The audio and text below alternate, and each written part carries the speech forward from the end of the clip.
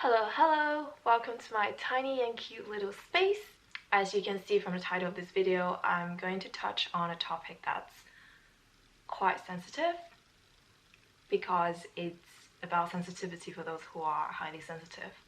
Ever since I was young, I was always called by my family that I was too sensitive. I cried very easily, I got angry very easily, I got upset very easily.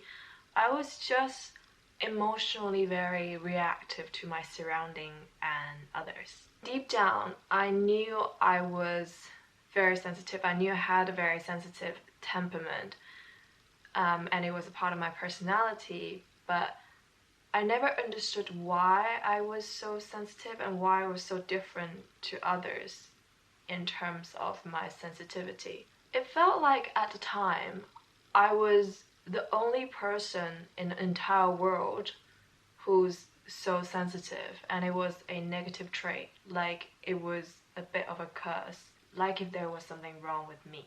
So this video is dedicated to those who are highly sensitive.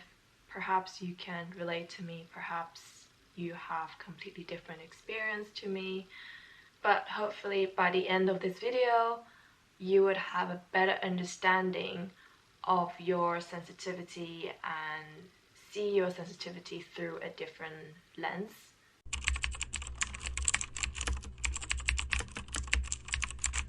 I have heard a lot of people talking about how to cope with sensitivity, but I haven't heard a lot of people talking about the why to their sensitivity. As I have mentioned in the beginning of this video, I was constantly wondering why I was so sensitive. Why me? Why I couldn't just be a little bit more normal like others? What is wrong with me? I asked those questions a lot to myself when I was growing up. And I think only recently I have connected the dots between my sensitivity and my trauma response of what I experienced in my childhood. Sure, sensitivity can totally be genetic. You could be born with highly sensitive senses and temperament. However, I also see a strong link between my sensitivity and my childhood, how I grew up, how I relate to others, my relationship with my parents, my teacher, my friends, my peers, around me, basically the whole environment. Although it can be genetic, we cannot neglect or ignore the part of sensitivity that it's related to childhood trauma, that's a part of the trauma response, or you can also call it a symptom of CPTSD.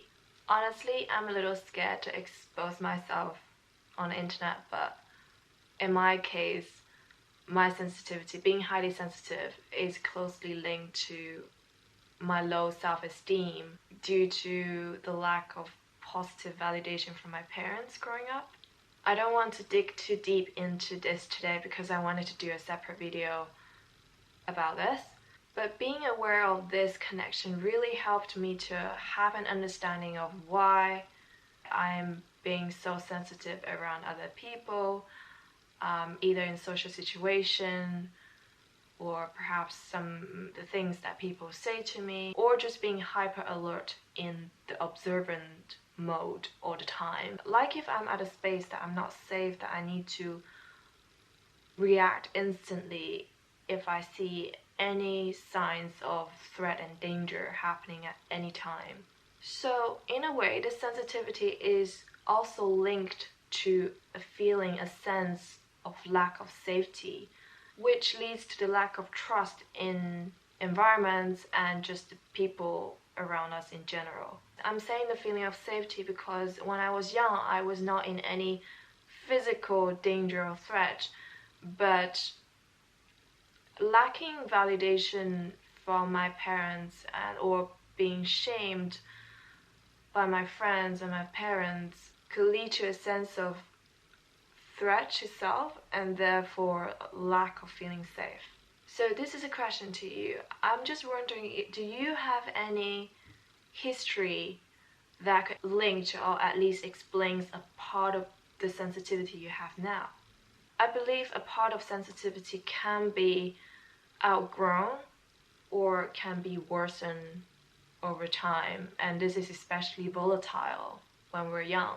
But the level of sensitivity is still changing in our adulthood, depending on whether you want to work on yourself or not. And knowing this connection to your past and trauma can give us a starting point to work on the root cause of that sensitivity. However, we may find that as we mature, part of the sensitivity may never go away. Even if you understand where it came from, it may have become a permanent feature of yours, and perhaps it will stay there permanently. Never say never, but I think it will be extremely challenging to change that part of you completely. So I want to be very clear that although I would encourage everyone to have an understanding of their sensitivity, I also hope that people who are highly sensitive can make peace with their sensitivity and accept that sensitivity in them, not only as a shortcoming but also as a strength. Being sensitive is not a bad thing. Yes, maybe you could have been less sensitive if you had a different childhood growing up, but I believe that everything happens for a reason. I believe that you having gone through what you have gone through, which resulted in this level of sensitivity, is not a coincidence. Now I see sensitivity as a tool that we can either abuse or use as a strength. Having an understanding of your sensitivity can sometimes give you a choice of whether to react instantly to how you feel or have a pause, seeing things in a more logical way and not be dictated by what you feel or sense. Another really important aspect for those who are highly sensitive is to have a protection or self-defense strategy to protect your sensitivity. This can be physical protection, such as wearing ear and noise-cancelling earmuffs when you go to noisy environments. The key is to always create an environment that makes you feel safe and secure. For example, carrying snacks and water wherever I go, just in case if I become hungry, is me securing for myself. People who are highly sensitive really need to prioritize self-care and boundary and develop a safe space for themselves where their sensitivity could just relax and just be, so that when they feel overly stimulated by any means, they could always retreat to that safe space that they've created for themselves. Lastly, I just wanted to emphasize the perks of being highly sensitive, because it is also very important for you to appreciate your sensitivity. One of the things I've realized as someone who is highly sensitive myself is that I am really connected to my intuition, how I feel and how other people feel, and the energy they are carrying, all that. So it is quite easy for me to read a room and understand others. Being sensitive also means you are naturally a more caring person. You pay a lot of attention to details and you experience emotions in a much deeper and richer way, which would allow you to enjoy and learn from just simple things in life. This is the power of sensitivity. The power of sensitivity is delicate and it needs your protection. So I guess the last thing I want to say before I end this video is that if you know yourself, you know you're not too sensitive.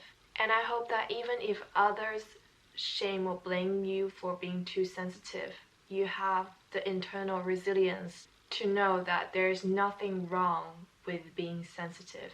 And it is in fact a gift from God to have those highly sensitive traits. Bye for now.